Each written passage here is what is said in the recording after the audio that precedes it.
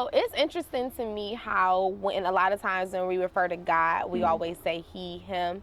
Can you elaborate more as to why you feel as though, or why people make God more masculine? I think that, well, let me say this. The Bible does say that God is a spirit and that those who worship him must worship in spirit and truth. I just more so think it has more so to do with the nouns and the pronouns that the Bible uses. And so we address it just like the word states it, if that makes sense. So I don't really think it's that deep. However, I do think it can be a sensitive topic because we're living in a world now where women are, you know, I'm all for women. Let me say that. I'm all for women, but I do feel like sometimes women can come and look at it and they could get offended because they'll feel like, okay, well, is it saying that, you know, women are not as influential or women are not as powerful? Are women not as important? I don't think that's what it means at all. You know what I mean? So I just think that we kind of go by what the word says. And I ultimately think, though, that God is a spirit. I don't think that God can be condensed to a gender or, you know what I mean? If that makes sense. I want to make sure I word that right. But yeah. When it comes to dating, what has been some things that you had to kind of discover within relationships in order to fulfill your journey and to, you know, make sure that you are making those right decisions? I think that this is probably the question that people will love the most. But I think that for me, I just had to be honest and say, you know what, there's some things that you still have to work on. You know, it's certain baggage that you can't bring because it's not fair to another person. And so I just had to say to myself, you know, get somewhere, get yourself together. Because I don't think that, I feel like if you're still, and this is for anybody, I feel like if you're hurting or if you are broken, you should not be dating. Nope. You know what I mean? I feel like if you're in a place where you're not ready yet, if you still have unresolved issues, if you still have trauma that has not been addressed, you should not be dating, point blank, period. I don't think that there's a way around that. So I definitely think that the first step was me just kind of, you know, identifying it and like, hey, you know what, I'm not ready yet, and that's okay. You know, take the time out that you need to heal. Take the time out that you need to get right. Do what it is that you need to do for you. You know, you may have to go back and dig up those certain areas that you thought were good, but come to find out they're not, kind of go back and work on that. And then I think another thing is simply when you date, you really have to live up to the standard of the word when you're dating. And you know what I mean? So I feel like I'll be very transparent. I don't think that my type was what God, I know that my type, let me just be real. My type was not what God wanted for me. And so I said, okay, God, you know what? I don't know why I'm attracted to these specific group of men. But if there is something that you can do to kind of change, but you know what? Sometimes when you're wounded, your wound seeks out for, you get what I'm saying? And you keep attracting. Exactly. You attract what's going to cause temporary healing for that wound. But it's going to cause long-term emotional damage and emotional pain. And so that was another thing. You know, sometimes when you're still wounded, you make decisions based on your wound. You don't make decisions based on your wholeness because you're not whole. You don't know who you are. You don't know whose you are. You don't know what God has for you. You don't know what to look for. And so I think that for me, it was just kind of identifying what was wrong, fixing it, and saying, okay, God, change my type. Because my type is the reason why I don't ever work out. Like, let's just be real. So work on me and change my type. So that's where I'm at now. I'm single, you know, and I love being single. I'm not looking to get married anytime soon, but you know how God is. Sometimes it'll be complete opposite. So it is what it is. I'm going with the flow right now. Yeah, but I'm having fun, and I think that's one thing that I always tell young people to do, because I feel like this generation is like so stuck on like love and relationships, and it's kind of scary. And it is. I just like to have fun, you know. I value my own company, take myself out to eat, take myself out to the movies, you know. So, hey. But girl, I feel you 100%. Like that me time, that singleness is important. It is so important. Like, you know, even have been in like long-term relationships and having to say, okay, you know what? That was cool, but I took a lot of time away from myself. Yes. A lot of time that you can't get back.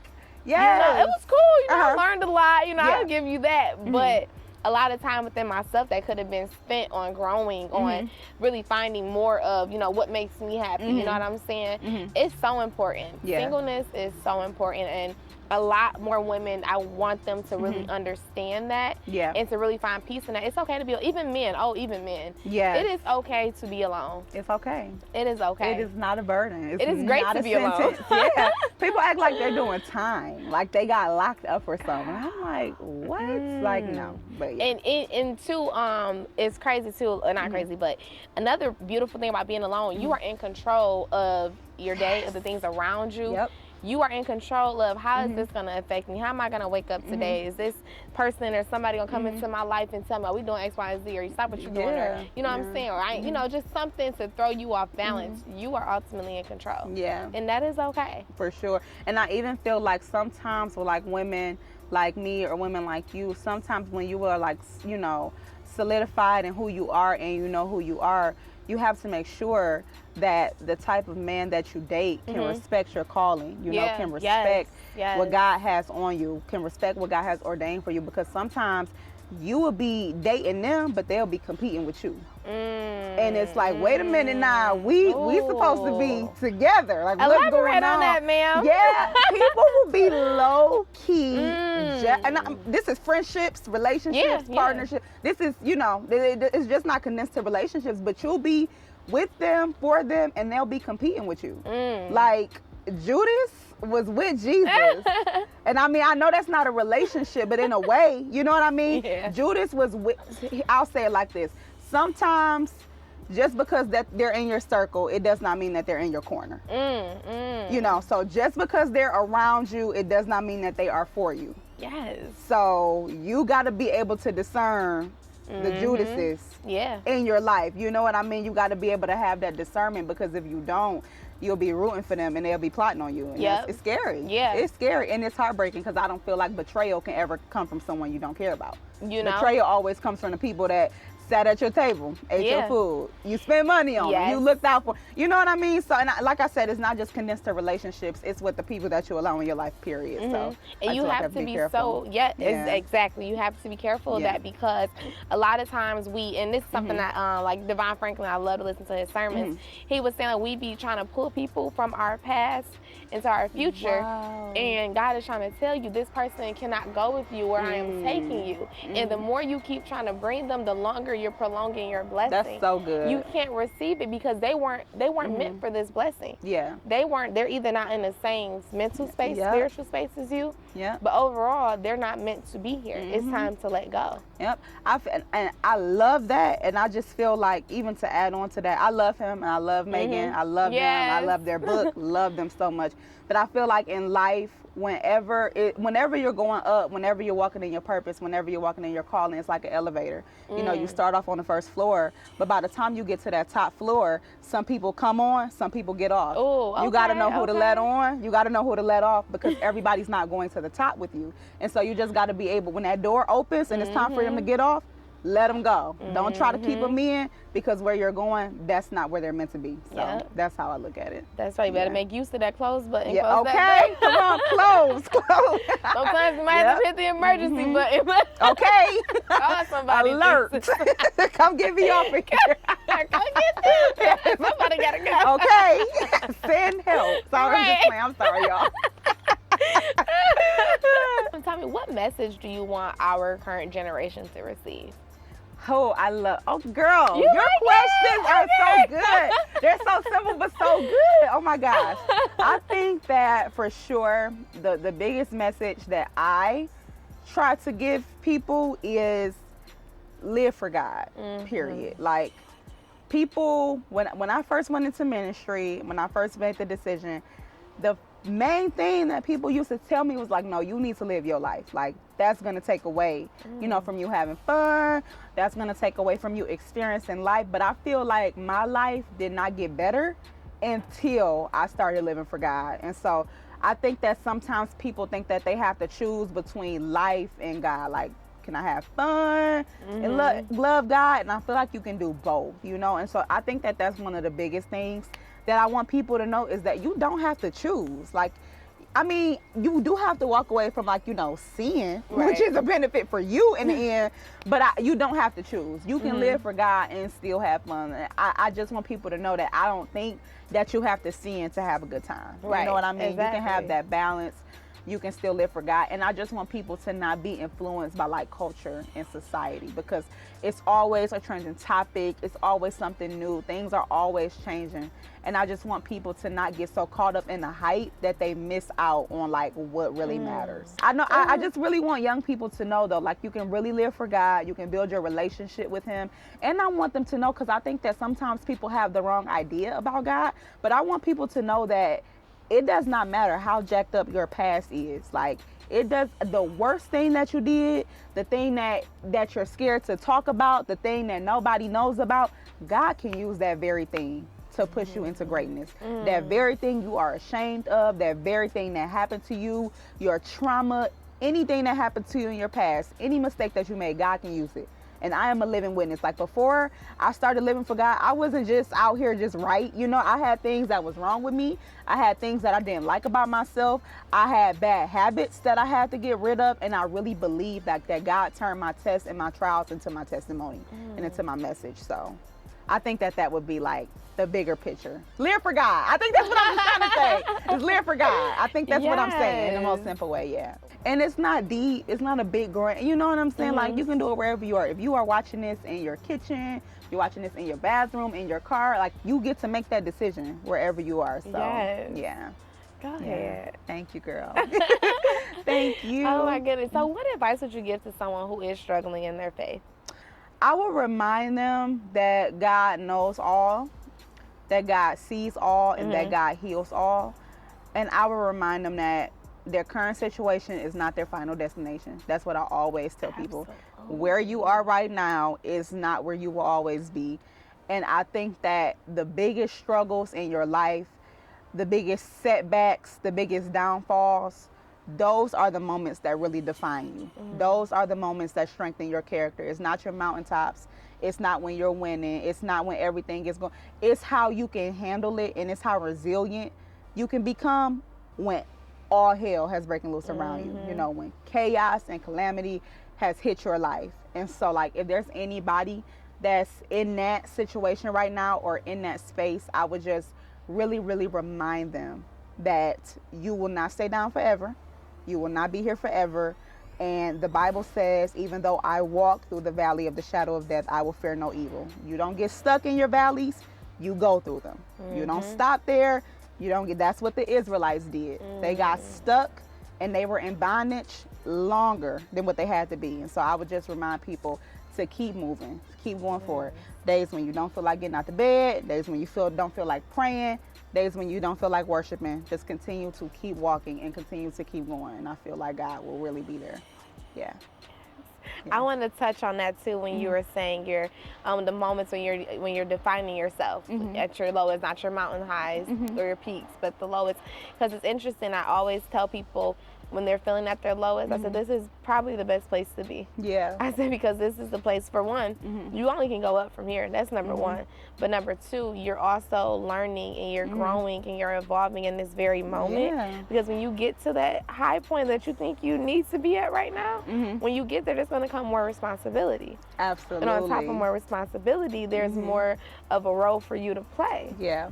And you have to be prepared. Yeah. So this low moment you think you're having is the preparation for that peak and that high top that you are so anxious to reach. And people have to really know the importance of, you know, enjoying where I'm at now, regardless of where I want to be. Enjoy where you are now. You don't know what tomorrow's going to bring. You don't know what the next 5 minutes of your life is going to bring. Be at peace with where you are now. Yeah. I think that I love that so much. I just think that the worst thing is never the last thing. And I think that the Bible teaches us that, like, okay, I don't think that you can talk about Resurrection Sunday without mentioning Good Friday. So he had to get buried in order to rise up again, right? And I feel like in that same manner and in that same respect, that's just how it is for us. We all have days where we feel like, okay, it's Good Friday. I done lost, I've been defeated, like it's over, and then Sunday comes. And you rise back up again. So that's how I look at it. That was well put. Yeah, thank you. That was. Yes. See, that Bible, I'm telling you. And listen, you just hitting us with these nice stories, like on the low. It's like, okay, better. Thank you. Going through Bible study. Yes. Not Bible study. Yeah, on the low. Like that.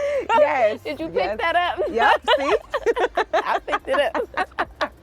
So tell me, how do you balance being patient with the things that you want while waiting for what God has for you? Oh my gosh, your questions. This is crazy.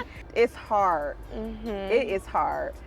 I just kind of feel like, this is what I always tell God. I don't care how bad I want it. I don't want to get it if I'm not ready for it. Okay. I don't want to get it and mess it up. So if I'm going to mess it up, just wait till I'm ready. Because I feel like anytime God has something for you, he's not preparing it for you. He's preparing you for it. So it's already prepared for you. It's already there. It's already ready. He's getting you ready for it. So like anything that he promised me or anything that I'm believing him for, I already know is there. But there's some things in me, you know what I mean? Like that I have to get out of me first. Another example with the Israelites, like while they were in the wilderness, I believe that God was saying, listen, the purpose of your wilderness is to get all the dirt off your feet, because you can't take old dirt into a promised land. You get what I'm saying? And so I think that that was the purpose of their transition. Okay, I brought you out of Egypt. I brought you out of slavery. The purpose of your wilderness is to clean yourself up. It's for me to prune some stuff out of you, to get some things out of you, because I think that the worst thing that can happen is for you to go into a new place with old baggage, old problems, old habits, old ways. And so I think that anytime that is like the situation for me, I just have to remind myself, okay, it's coming, but you just got to get ready for it. And so like that, sometimes I'll ask myself, well, what can you do? You know, while you're waiting, are you just waiting and whining, or are you waiting and getting ready? Because there's some people that's waiting, but they're complaining, they whining, they depressed, and then there's other people, they're waiting and they working. They know it's coming, but they're still doing the labor. And so I think that you just got to keep yourself busy and make sure you're not just waiting and whining, waiting and sad, but make sure you're waiting and working, waiting and waiting and getting ready. So I'm glad you said that again, waiting and whining. Are you waiting and whining, or are you waiting and working? Yeah, because it's some people who are like waiting, and like it's some people who wait, and we can just use a relationship, but they're whining about being single every day, you know, like we were talking about earlier. They're not spending any time to do better, to get themselves together. They're just waiting and whining and thinking it's going to show up. Well, no, God got to get that spirit out of you. Yeah. So it's better for you to just get the work. Exactly. It could be your patience that's holding you back from this relationship. Oh, yes. Yeah, and we have to identify those things. Like, okay, now, all right, now this hasn't been given to me yet. You know, this is the desire for God. Yeah. This hasn't. So why? What is it? What do I need to identify within myself that could be potentially holding me back? Exactly. You know what I'm saying? God can be telling you over and over again. And if you aren't listening and paying attention to what's being presented to you, you will completely miss the message. And I feel like sometimes, like, the mistake that a lot of young people make is we go out before our time. Like, I worked in restaurants a lot, and I worked at Red Lobster, worked at P.F. Chang's. I worked at this restaurant called BJ's. Yep. Oh, you worked at BJ's? I worked at BJ's. Girl, I love BJ's. They so good. I left, girl. We can't get the discount no more. But no, it was really good. But like something that I always came across in my waitressing years was like, every time I took an order, we could just use chicken for an example. Somebody will order a meal, and this is like a common mistake that all restaurants make. They'll be grilling it, they'll be cooking it, and they'll put it on the plate. The server will take it out to the table. They'll cut into it, and it's not ready. It's still red, right? And so they have to send it back to the back to get ready, because it looked ready on the outside, but it wasn't ready on the inside. I think that's just how we are. Yep. Sometimes on the outside, we think we good to go, but when we get put out there, some things happen to us, some things test us, and we find out, wait a minute, I thought I was ready, but I still got to go to the back.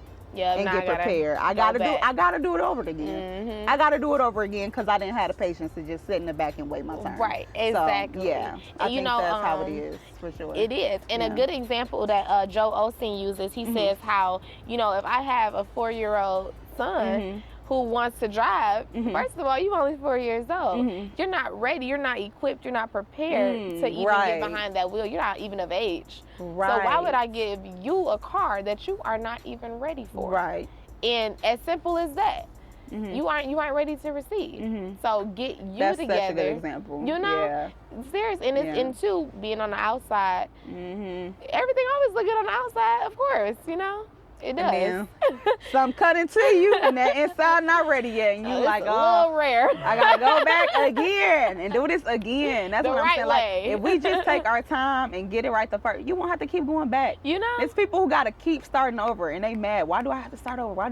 Because you're not ready yet. You keep missing the lesson, so you got to repeat the course. Wow. That is exactly why you are. That's what it is. That's exactly what it is. I've had to repeat a few courses now. Same. Maybe twice, but I bet you ain't going to do it the third time. We're going to get this together. I'm done. Okay. I'm done going back. I'm done. Nothing back there for me. Exactly.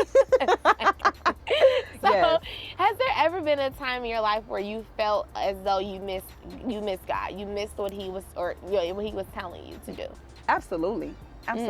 I think that, people always feel like God is going to reserve it just for you. And one of the mistakes that I made was there are things that God told me to act on. There were things that God told me to do. There were things that God told me to start. And I was always like, I'll get to it later kind of person. Like I'll do it later. Or I was nervous, or I was afraid. And I think that I let my fear get in the way of a lot of things. And I think that the worst thing is to see somebody operating in what God told you to do. And you can't be mad at them. No, you can't. Because you didn't listen. Like, you can only be mad. Taking accountability. Yep. You can only be mad at yourself. And so, like, for me, those moments got me together. Like, ideas that I knew God gave me, and I saw other people winning with them. And I couldn't get jealous. Yep. I just had to say, you know what? Congratulations. I missed the mark. I didn't listen. Yep. God told me to do it, and I know He did. And I kept putting it off because I thought that it was, I didn't think He was going to get it to nobody else. And I feel like God is a God that He will wait on you, He will allow you to get time to prepare. He will allow you to get time to do it. But God can use anybody, Yeah. And if it's a mission that has to get done, He ain't going to wait on you forever. Yeah. And that was just one of the things that I had to tell myself. So, like, now when I feel like God be telling me to do it, I'll be like, okay, I don't care if it's 4 in the morning. We got to get up. Come on. Stop what we got work to do. Yeah, because that right there, that's like a feeling, almost a feeling of defeat. You know what I mean? Because it's like, you see where you could have been, or you see what could have been. Right. So it hurts. It Hurts. absolutely. Yeah. It does, and it can be like the smallest thing, but you knew, and that's the thing, especially something small that could have been leading to something bigger, because you knew in your heart it was time to move, and you did not move. Didn't move. So tell me, in what ways would you say God has moved in your life? Oh, what ways has God moved in my life? Oh my gosh, I don't think that the way He has moved has been anything physical. I think everything has been like spiritual for me. So like just changing the way that I see things. Changing my perspective, the way that I look at things, the way that I view life, the way that I view people I just feel like my outlook is like a lot different now, I feel like I kind of grew in wisdom and in knowledge, so I'm really grateful for that. And I kind of feel like I'm at a place now where I kind of understand that like everything that I do is bigger than me, like it's not about me. And I think that if your vision is just about you, then it's too small, so whenever you're doing something and it's just gonna benefit you, it's not big enough. And I think that God has just kind of he made my vision bigger, so now I understand that, okay, it could be for this group of people, it could be for that group of people. And I just think that like the way that He kind of altered and changed my mind to see things differently, it really blessed me. And just kind of put me on a path to be able to kind of make it a little bit easier to walk in my vision and to have clarity, in my calling, if that makes sense. It does. Yeah. Okay. You just gave me some revelation. Okay. I'm like listening because I just was like, oh, I needed to hear that yesterday. No. Yep. Amen. Seriously. Yeah. Absolutely. Yes. Wow. What are some great practices for being obedient? Great practices for being obedient? I think, okay, this is what I will say. Partial obedience is disobedience. So if you do it halfway right, you did it all the way wrong. Ooh, tell them. Yeah, you gotta, it's a straight line. And I think that right there, I know for a fact, I can definitely say that I've missed the mark a few times. Like, okay, well, I know, my foot was kind of halfway in the door, but I didn't do it all the way. Like God told me. God know my heart. Yeah, Woo, I hate that. I'm so sick of that.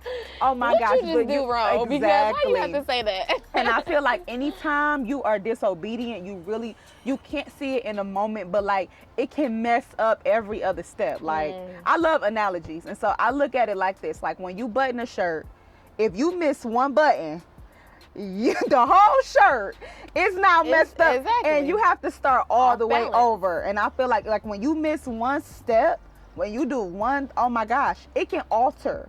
It can alter the course of everything else. And so I would just say, if you are gonna be obedient, be fully obedient. If you're not gonna be fully obedient, don't be obedient at all. Don't you can't. It's not something that you can have step on. You know. So, right. Yeah. Absolutely. Yeah, that's one of the things too that I had to kind of get more discipline on is doing stuff all the way right. Like halfway right ain't good enough. So yeah. That's so important. That is so important. People say, "Well, I told the partial truth." No, you didn't tell the whole story. That's not the whole truth. Yeah. And I think that purpose is a byproduct of obedience. So whenever you are walking in obedience, you're walking in purpose. So absolutely, it's synonymous with one another.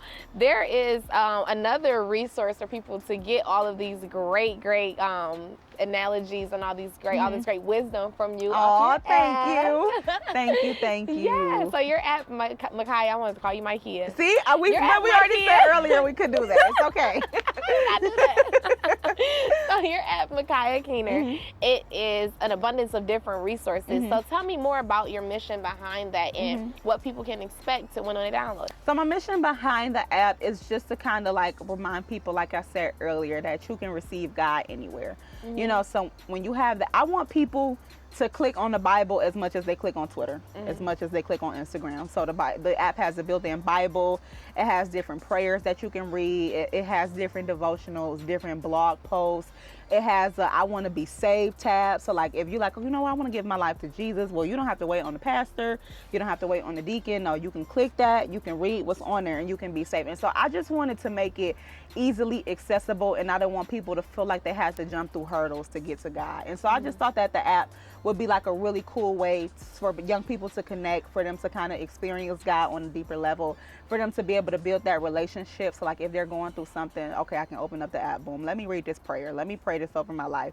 You know what, I want to be saved, boom, I can click this tab, okay, it's done, I'm saved. You know. And so I wanted to kind of simplify it a little bit, because I think that sometimes people make it deeper than what it really is. And so I think that the app is just saying, hey, here's a simple way for you to be with God all the time. Like here it's right on your phone. You know what I mean? Yes. So, yeah. That's something I want to point out too about your app. It is very, very simple and accessible. Like when I download, I said, what? It was just so easy. Just click on it. Thank and you. Their presentation kind of makes you want to click on everything. It's like, oh, what's this about? Thank this you. is my plan today. Yes. Thank you so much. I really love it. I love the uniqueness you. and how simplistic it is. Thank you so much. I needed to hear that. So girl, yes, absolutely. Yeah. I took tips. I said, okay. Thank you so much. Yes, Thank you. Note that. Yes. Thank you. Absolutely. Thank Keep you. up the good work, please. Oh, thank you so much. Yes.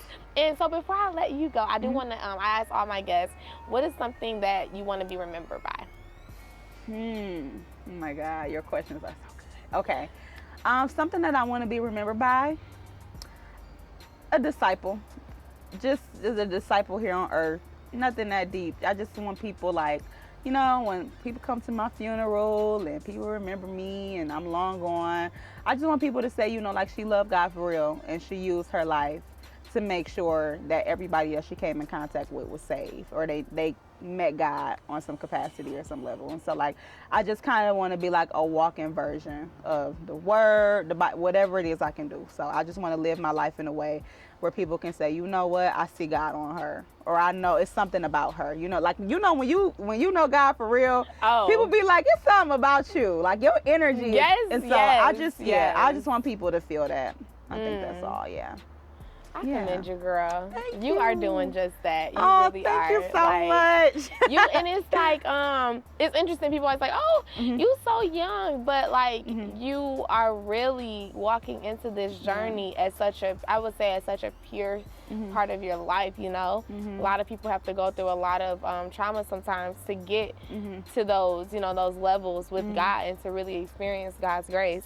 And like, I'm appreciative of Thank you. And I'm I'm so proud of you. Thank you We're not so that far in much. age, but I'm so proud of you. Thank you. Thank like, you so I really much. am. Yeah. And I thank you. I've learned a lot from you today. I learned a lot from you too. I think that this show is so amazing. Yeah, and I think that you are the perfect person to be doing something like this. You made me feel so comfortable. So thank you so much. These cameras in here. Yes, see, people wouldn't even know it's a whole set right here. Right. Yeah, but yeah, you're doing a really great job. So thank you so much. I want to thank you so much for joining me and unlocking your story with me. Thank you. Yes, and then if you have like any social media contact information that you want to give to the audience. Yeah, so I'm Mikiah Keener on everything. People don't know how to spell my name all the time, so it's MikiahKeener.